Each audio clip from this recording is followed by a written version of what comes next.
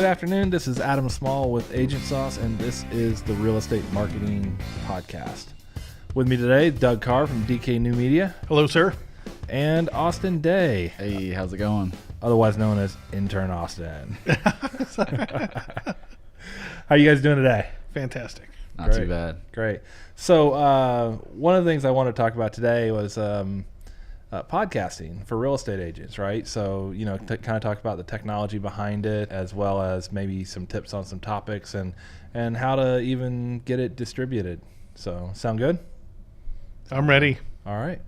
So, Doug, you've been podcasting the longest of all the people here. So tell us a little bit about when you started podcasting. About 10 years ago, I guess it was, started a podcast, just a bunch of guys sitting around a microphone, and we would talk shop. Okay. And it was a terrible show. It was long. I remember those. They were a lot of fun. They were fun. For us, anyway. But you know, and then over time, we just got better and better at it. So. Right. So why did you start podcasting? Well, within marketing technology, one, I have an agency, so I need to be able to explain the technologies to my clients. And so it's always good for me to, anything new I start up just instantly, just to kind of figure it out and see whether it will work or not. The second reason was whenever anything's new, your opportunity to capture a big market share is pretty good. And so since nobody else was podcasting where I was at, you know, it was like, well, I might as well just jump on board. And I was talking about marketing technology. Right. And so by getting in early, you know, I accumulated a lot of listeners fast. Those were the two main reasons. Right. Okay. So, Doug, of those reasons, kind of which one applies to why a realtor might want to start podcasting? Well, I think for real estate agents, I haven't looked and searched, but real estate agents are hyper local. And so anything that they can make a difference from a marketing standpoint locally is probably a really good thing. And so I'm guessing, like, you know, we live in Indianapolis. I'm guessing the number of real estate agents that are podcasting in Indianapolis may not be a large number. And so if you want to differentiate yourself from your competitors, starting a podcast, you know, about the region and, you know, selling homes and everything might be a really great way to differentiate yourself and jump up to the top of a lot of people's lists. Okay, so then the concept of, you know, what you were kind of saying, number one reason is that, or I think it was your number two reason actually, that there weren't a lot of people doing it. Yeah. So you had an opportunity to kind of step up and take lead in the field. That kind of still applies for local real estate agents, right? Oh, yeah. Because it is, in fact, all about local as opposed to trying to create a national presence and that sort of thing, right? Yeah. So yeah. Great. Austin, what about you? How long have you been podcasting? I planned on starting a podcast here soon. I've been listening to podcasts for about a year and a half. Really just started thinking about starting a podcast gearing towards my kind of audience, people that are like me, millennials, people that are in college. Me and my friend are still trying to decide to plan out all the kinks out of it, but we're going towards just to help out people around our age and really just to give people tips on how to get through their college experience a lot better and get the most out of it. So your podcast really isn't very local centric. It could very well be a nationwide type of presence, and your whole point and purpose is to target the millennial audience, if you will, younger audience, and kind of help them, give them some advice and move forward, right? Yeah, exactly. And a big thing on it being national, we didn't want to make it too local, especially in our name. We felt like it was going to kind of limit our audience. Okay. So that's good. So we've got a seasoned podcaster and a brand new podcaster starting up here. So, Doug, advice for people that are looking to start a podcast? The easiest thing to do is just start. You can start out literally with an app on your phone. There's a bunch of them around. Anchor is one that's popped up quickly and is taking over.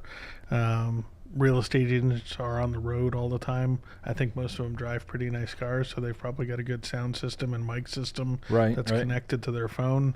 You know, so a real estate agent could literally sit there on their way to work or on the way to their first showing, you know, and do, you know, maybe a 5-10 minute podcast and distribute it out to social media as a start. Right, you know? right. And that's the thing, is you get better over time. When you first start podcasting, you hear, especially when you're publishing and editing your own, you hear all of the mistakes that you make. For me, it was, I would say, right all the time. Right. Yeah. Yeah. Right? Yeah, I know, right? Yeah. Yeah. And I so catch my son all the time So saying, you start I to know, get right? those nuances, and you become aware. So it's a really good practice thing too, just from a public speaking standpoint. It's good. And as you go, you get better and better at remembering how to do your intro and outro, and all the pieces of it become becomes more natural. Exactly. That's what I was going to say. More natural, more habitual, more relaxed and conversational. Yeah, and the good thing is, when you first start, nobody's listening to it anyways. So, and when they go back and listen to them because they found you later on, they go, "What is?" Oh yeah, up with this? ours are up there, and they're terrible, the first ones. But it's good to see the transition and everything that's happened since then to make them better. Right. So your number one piece of advice is just get started. Yeah.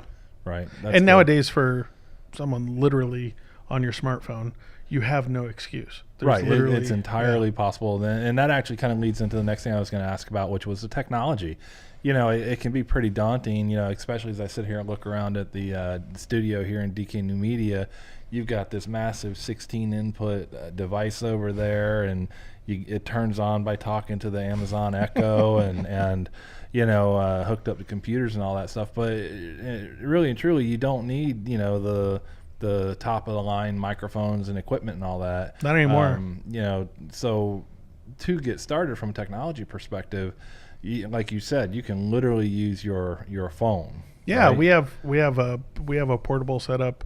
It's a Shure microphone MV88 that's just for iPhone. Right. But it's a beautiful, what's called a condenser microphone, that when I do a recording on that in a quiet area where there's not a lot of echo or bounce back, right, it records absolutely beautiful. And so I think that's $100 microphone or something. Mm-hmm.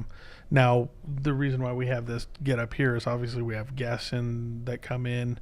We do voiceover stuff. We have people on remote that are on the podcast, and so we can do video and remote with them. So there's a lot of technologies added that we're doing there, and we're going to add real-time social to it and video. So that's why we have a studio, but a studio isn't necessary. Well, and kind of along those lines as well, you don't want to invest thousands and thousands and thousands of dollars in something that you're just starting up unless you're seriously committed to it. And right. Podcasting, real estate agents are probably some of the busiest people I've ever met, and podcasting is a commitment in time. And your example of doing it while you're driving down the road is a great example of multitasking. And along those lines, the investment in all of this equipment, real high end and all that, is something that a lot of people just A, couldn't do, and B, wouldn't want to do until they really got a handle on it. Yeah. And figured out if they wanted to continue with this sort of thing, right? Yeah, and in our region, there's 4 podcast studios too. You can rent from us or any of the other ones too. So you don't have to go spend that money either. You could get someone to help you. Exactly. As well. So get your feet wet. Either use some of the lower end technology or the technology available is really what I should say, because the technology available today is much, much better than it was in the past. Yeah. And get your feet wet and break into it, and then from there then graduate up and say, well, I'd like to work on that audio a little bit. I'd like to get a little better sound, maybe reduce the hiss in the background, that sort of thing, right? So technology is really no excuse to delay getting started. No, and you can for like intros and outros, those are your introduction to your audio and the exit of your audio. You can get people on Fiverr or whatever to do those, voiceovers and music and everything. So, it's become incredibly affordable to publish a really well-produced podcast. Yeah. So Austin, since you guys are starting, what have you looked at in the way of equipment to help you guys get started and get rolling? Just going hand in hand with what you guys have been saying in my research on how to start a podcast, the biggest thing that's come up is just to focus on content, not to focus on the technical side, because I think that's huge. If you got a good message for people want to hear, then they're gonna be all right as long as your sound quality is okay, and you don't have to spend a ton of money just to have a decent sound quality. Right. So, and I think sound quality is really key. I mean, even if you're watching a video, if the sound is stuttering and skipping and all that stuff, then you're gonna skip out of that video. You're done. But if the sound is, what's the right word? Hearable, listenable, audible. I don't know what the right word is, because there's a difference between audible and actually legible, discernible. It's just a matter of good quality. You don't want a lot of background noise unless the background noise is consistent, like if you're at a conference or something like that. Right. You don't want doors slamming or shutting or anything in the background, do we? Yeah. So, well, I've even heard tons of podcasts of people doing it in their car. Cars are actually a great place to start off your podcast because they're engineered so well for sound. So they muffle everything from the outside really well. Right. They really just kind of turn it into a low background noise, which, it isn't quite the same as the hiss or something that you hear with some audio. So, yeah, cars, they have a nice amount of background noise, but it's really something that can be easily ignored, and it isn't quite as annoying as, like the hissing noise that you get with some audio. And, another thing is, getting into software and tools that you could use. There are some audio tools out there that'll take out that background noise amazingly well, so your audio sounds really crisp and clear. The one that comes to mind for that sort of thing would be Audacity. Yeah. And so location is a lot to do with it, but you can do a lot in after editing and to really fix up your audio too. So well, people might be surprised, like you're sitting in a studio, we have 16-foot ceilings and brick walls and everything, but there's so many surfaces that everything's bounces really well. But if you go into a small room that's just square and there's no very little furniture and everything else, you get a ton and it sounds echoey and it's a pain. So you want to find somewhere that's rather spacious and doesn't have, like if you go into professional studios, they're rounded. We were at the Q95. The glass was even angled down so that even the glass in there wouldn't bounce back. Right, and they put the stuff on the walls to deaden the sound corners and all everything. Yeah. So one thing you can do with that, if you can't afford to switch out your location of where you're doing it, if you have to do it in a small room, is that you can put blankets up. Absolutely. That works really well. Yeah. So what about, once you've got it recorded, right? And let's talk just briefly about software and then how we get it distributed, right? Sure. So software, what do you use? Well, if you're a Mac user, GarageBand is pretty standard. If you're a PC user, Audacity, I think, is what most people use. There's professional stuff too, Adobe Audition and Pro Tools, and there's all kinds of software out there for audio mixing. Right. But those are probably the two major ones. Is GarageBand and Audacity. Yeah. And to make a note there, GarageBand is free on the Mac computers, and then Audacity is actually open source and free as well. Yeah. And they have a version for both Mac and Windows, and I actually believe that they have a Linux version too. So you don't even have to spend money to get really good editing software. Yeah, so. and there's great online tutorials on how to edit audio. Right. YouTube is your friend when it comes to that. Yeah. It really is, because they demonstrate as they walk you through it. So it's really another cool. one. It's another one. There's people that'll subcontract that where you literally record, send them the file, and they'll do it for you and mix it all for you as well. Exactly. They'll take out coughs and knuckle pops, that sort of thing, right? Yep. So, what about you, Austin? What are you guys planning on using? Definitely planned on using Audacity. Just trying to stay low cost at the beginning. Starving college student thing and all that. Yeah. Okay. Well, it's one of those things where it's an amazing, like if you're going to use like Illustrator to do design, you have maximum capabilities and everything for editing, and it's far better than software that you could get for free. Right. Because of all of the capabilities. But here it's your voice is the output. Right. So all it really matters is the quality of your recording. The editing tool isn't really right. Nobody like could auto tell. tuning, and you're trying to sing a song that you're hoping to make a few million off of, right? Yeah, well, and nobody out there is going to go, boy, that sounds like that was edited Done with Audacity. Yeah. Nobody's gonna notice. Yeah, exactly. So, and it's funny you say that because I actually use Adobe Premiere, which is a video editing software. And the reason I use that is because I find it fairly easy to use. Because you're weird. Well, and I also turn the podcast into video and put that out on YouTube. Cheater. So I repurpose it, right? All right. So how do we get our podcast out there so that people can download it? Well, that's called syndication. And so now, basically, when you host a podcast, and there's podcast hosts out there, some of them are Libsyn. I'd say for your listeners, Simplecast is a really good one. Right. If they wanted a dedicated website with the podcast, Fireside is one that's really good. But the first thing is hosting the podcast. You're hosting a media file, which is really a large file, and it needs to stream uninterrupted. And so people just should avoid it all, as much as possible, putting it on their website. Right. Because websites are not built to stream audio like that. Well, they're not specialized for it, right? Right. And so podcast hosting is really the best way that you can do that. And the nice thing is, if your podcast takes off and all of a sudden you have 1,000 listeners at the same time, it's not taking your website down. Right. Those guys build their stuff for that type of spike in demand and everything. So those would be the two. There's a lot more out there. Podbean and SoundCloud is another one that a lot of people are using. Spreaker, Podcast Jet, Buzzsprout, Blueberry. There's a ton out there. Right.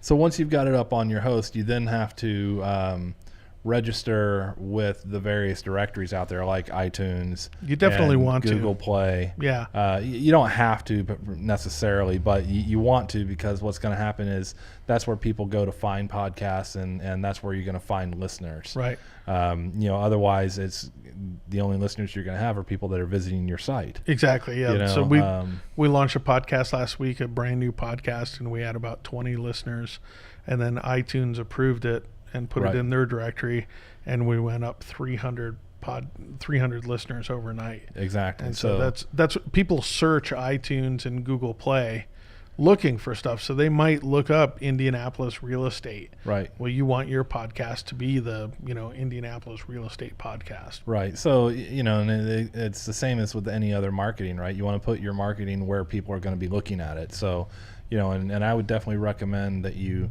get your podcast into iTunes, get it into the Google Play Store. And then, beyond that, there are a number of other ones out there. I think Stitcher comes to mind. Yep. And a few others. Overcast, Pocket Play. If you guys want, we have an article on that, where to promote your podcast, and it's on martech.zone. So you can just search for that, and we have all that information there. But definitely register with the big ones there. Yeah, iTunes and Google Play are. Exactly. You have to. Exactly. Yeah. So, all right, Doug. So, any ideas on topics? Maybe provide one or two topics that you think real estate agents could. Well, we've joked before that real estate agents sometimes get boring online. They start talking about their next sale or their last sale or how much, or whatever, the new house on the market, and the problem with that is that it's not targeted towards the audience. Right. Not everybody is ready to buy or ready to sell a house right now. Right. So most people aren't, as a matter of fact. Most people aren't. Yeah. So what you really want to do is build rapport with these people over time.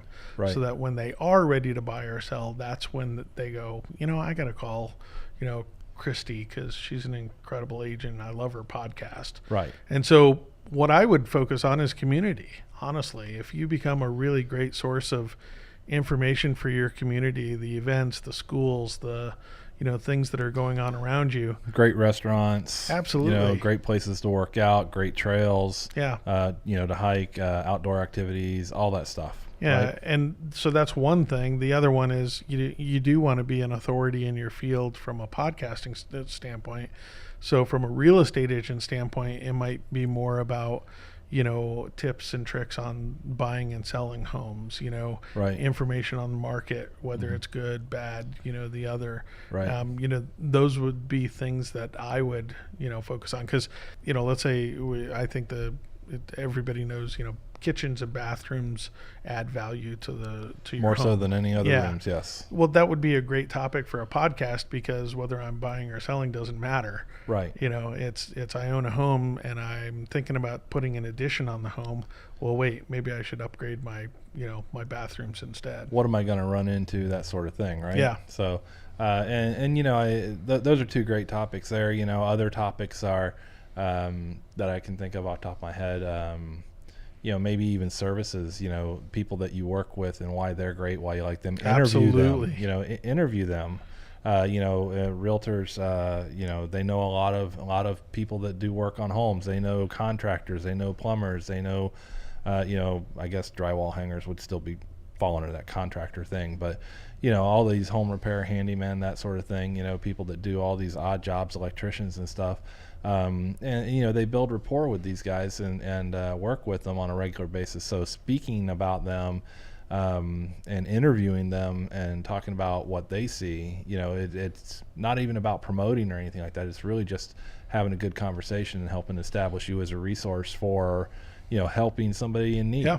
Right. Well, the great thing about that too is, as soon as you bring a guest on the show, they go out and tell everybody, "Hey, make sure you listen to the show. I was a guest," and so you're going to extend. You're tapping into their network. Yeah, as you're well. going to extend your audience that way as well. Exactly. So, Austin, what about you? Any ideas? What are you guys starting your first topics on? Do you know? I think our first topic is going to be basically how to get the most out of your experience at college. That's probably going to be our first topic. I already got one interview lined up with a guy that's in a class with me. He takes pictures for the National Geographic. So he's actually going to do a topic on how to sell your photos online. Right. So just basically just to get people, well, actually college students, more creative while they're in school and not just going through school. They're actually creating stuff while they're in school. And I think that's the biggest thing that I've learned in my senior year so far. So to take your examples, the first one was how to get the most out of your college experience, right? Yeah. So, a real estate agent might kind of mix that up a little bit, say something along the lines of how to get the most out of your buying or selling experience, or, how to have the best experience buying or selling, something along those lines. So how to get the most of whatever it may be is always a great topic, kind of like, top 5 reasons to do this or something along those lines. So, and I think that also goes in with being searchable and being able to get found by listeners. Makes it a lot easier. Right. All right, Doug, any final thoughts? No, just get going, and keep. Obviously, people can get a hold of you if they have questions about podcasting, because you've been right next to me for years on doing the podcast. Yeah, absolutely. So, how about you, Austin? No, just get started. I'm about to. All right. Well, and I think that, honestly, get started is the real takeaway with this whole podcast, because until you get started, nothing's happening. So make sure you guys subscribe and share our podcast anywhere and everywhere you can. And if you really like us, give us a 5-star there. Don't do the 1-star. We don't want the 1 stars, So this has been Adam Small with the Agent Sauce Real Estate Marketing Podcast. Thanks and have a great day.